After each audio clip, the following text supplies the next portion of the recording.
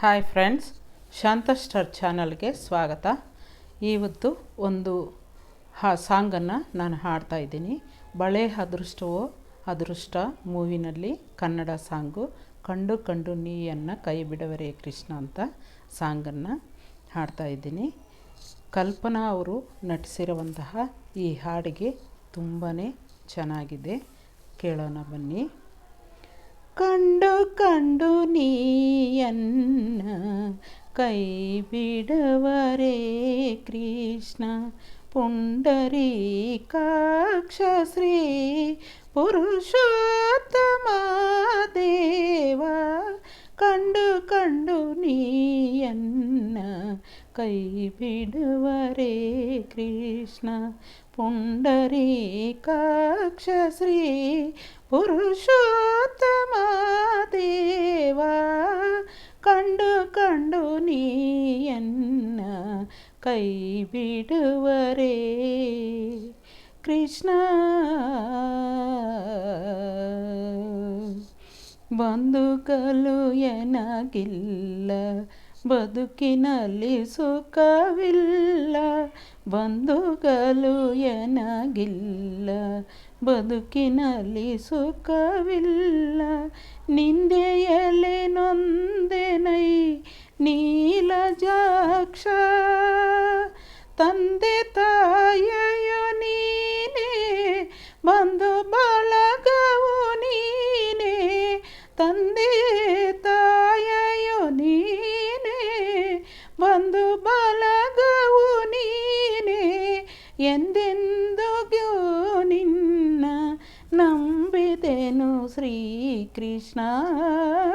ಕಂಡು ಕಂಡು ನೀಯನ್ನ ಕೈ ಬಿಡುವರೇ ಕೃಷ್ಣ. ಕ್ಷಣವೊಂದು ಯುಗವಾಗಿ ಋಣಕ್ಕಿಂತ ಸಮನಾಗಿ ಎನಿಸಲಾರದ ಪವದಿ ನೊಂದೆ ನಾನು.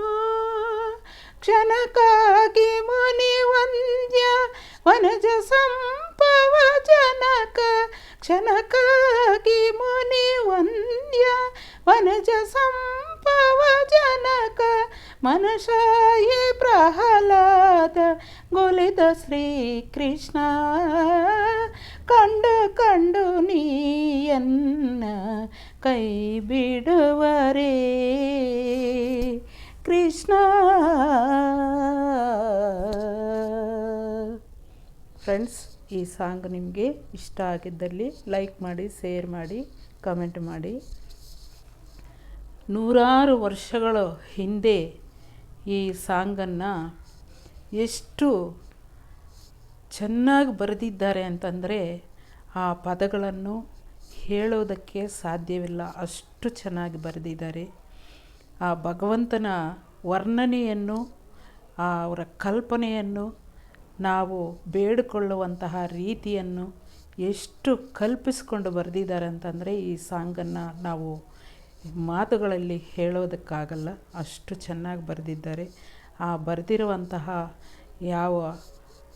ಯಾರು ಬರೆದಿದ್ದಾರೋ ಅವ್ರಿಗೆ ಹ್ಯಾಟ್ಸಪ್ಪನ್ನು ನಾವು ಹೇಳಲೇಬೇಕು. ನಿಜವಾಗ್ಲೂ ಅಷ್ಟು ಚೆನ್ನಾಗಿ ಬರೆದಿದ್ದಾರೆ. ಈ ಸಾಂಗಲ್ಲಿ ಈ ಕಲ್ಪನಾ ಅವರು ತುಂಬ ಅದ್ಭುತವಾಗಿ ನಟಿಸಿರುವಂಥದ್ದು ಆಗಿದೆ. ಅಷ್ಟೇ ಆ ಸಾಂಗೂ ಅಲ್ಲ, ಆ ಮೂವಿನಲ್ಲೂ ಕೂಡ ಅಷ್ಟೇ ಅದ್ಭುತವಾಗಿ ಕಲ್ಪನಾ ಅವರು ನಟಿಸಿರುವಂಥದ್ದಾಗಿದೆ. ಇಂತಹ ಬಳೆ ಅದೃಷ್ಟವೋ ಅದೃಷ್ಟ ಇಂತಹ ಮೂವಿಗಳು ತುಂಬಾ ಇನ್ನು ಮುಂದೆ ಕೂಡ ಬರಲಿ ಅಂತ ನಾವು ಕೋರ್ಕೋಬೇಕಾಗುತ್ತೆ.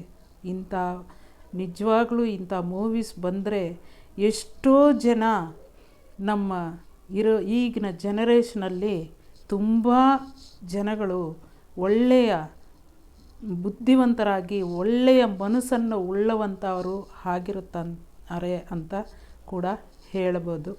ಅಷ್ಟೇ ದೇವರ ಮೇಲೆ ನಂಬಿಕೆ ಕೂಡ ಇಡುತ್ತಾರೆ ಅಂತ ಕೂಡ ಹೇಳ್ಬೋದು. ಈ ಸಾಂಗಲ್ಲಿ ಶ್ರೀಕೃಷ್ಣನನ್ನು ಎಷ್ಟು ನಂಬಿದ್ದಾರೆ ಅಂತ ಈ ಸಾಂಗಲ್ಲಿ ನಾವು ನಿಜವಾಗ್ಲೂ ಕಂಡುಕೋಬೋದು.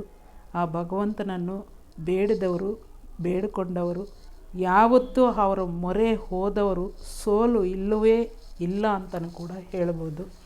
ಆ ಶ್ರೀಕೃಷ್ಣನನ್ನು ನಿಜವಾಗಲೂ ಪ್ರತಿಯೊಂದು ಮನೆಯಲ್ಲಿ ಇಟ್ಟು ಪೂಜೆ ಮಾಡಿದರೆ ಆ ಭಗವಂತ ಎಲ್ಲ ಒಳಿತನ್ನು ನಿಜವಾಗಲೂ ಕೊಟ್ಟೇ ಕೊಡುತ್ತಾರೆ ಅಂತ ಕೂಡ ನಾನು ಹೇಳುತ್ತೇನೆ. ಯಾಕಂದರೆ ನಾವು ಶ್ರೀಕೃಷ್ಣನನ್ನು ನಂಬಿದ್ದೇವೆ, ನಾವು ನಮ್ಮ ಮನೆಯಲ್ಲಿ ಪೂಜೆಯನ್ನು ಮಾಡುತ್ತೇವೆ. ಅಂದರೆ ವಿಗ್ರಹ ಅಂತಂದರೆ 6 ಇಂಚು ಒಳಗಡೆ ಮಾತ್ರ ಇಡಿ, ಅದರ ಮೇಲೆ ಉದ್ದಕ್ಕಿರುವ ವಿಗ್ರಹವನ್ನು ಇಡಬೇಡಿ. ಯಾಕಂದರೆ 6 ಇಂಚು ಮೇಲೆ ಇಟ್ಟರೆ ವಿಗ್ರಹ ಅದು ಮನೆಯಲ್ಲಿ ತೊಂದರೆಗಳಾಗುವಂತಹ ಚಾನ್ಸ್ ಇರುತ್ತೆ. ಅದಕ್ಕೆ 6 ಇಂಚು ಒಳಗಡೆ ಇಟ್ಟರೆ ತುಂಬಾ ಅದ್ಭುತವಾದಂತಹ ಒಳ್ಳೆಯ ನಿಮಗೆ ಒಳ್ಳೆಯದನ್ನೇ ಆಗುತ್ತೆ ಹೊರತು ಕೆಡುಕು ಆಗುವುದೇ ಚಾನ್ಸೇ ಇಲ್ಲ ಅಂತ ನಾನು ಹೇಳ್ತೀನಿ. ಯಾಕಂದರೆ ನಾವು ಮನೆಯಲ್ಲಿ ಪೂಜೆ ಮಾಡೇ ಮಾಡ್ತಾಯಿರ್ತೀವಿ, ಪ್ರತಿನಿತ್ಯವೂ ಪೂಜೆ ಇರುತ್ತೆ ಆ ಶ್ರೀಕೃಷ್ಣನ ವಿಗ್ರಹಕ್ಕೆ. ನಾವು ದೊಡ್ಡದು ವಿಗ್ರಹ ಇಟ್ಟಿದ್ದು, ಆದರೆ ಅದು ಒಂದು ಸ್ವಲ್ಪ ನಮಗೆ, ಯಾಕಂದರೆ ಮುಂದಿನ ಭವಿಷ್ಯ ಹೇಳಿಬಿಡುತ್ತೆ ದೊಡ್ಡ ವಿಗ್ರಹ ಬಿಟ್ಟರೆ, ಅದಕ್ಕಾಗಿ ಬೇಡ.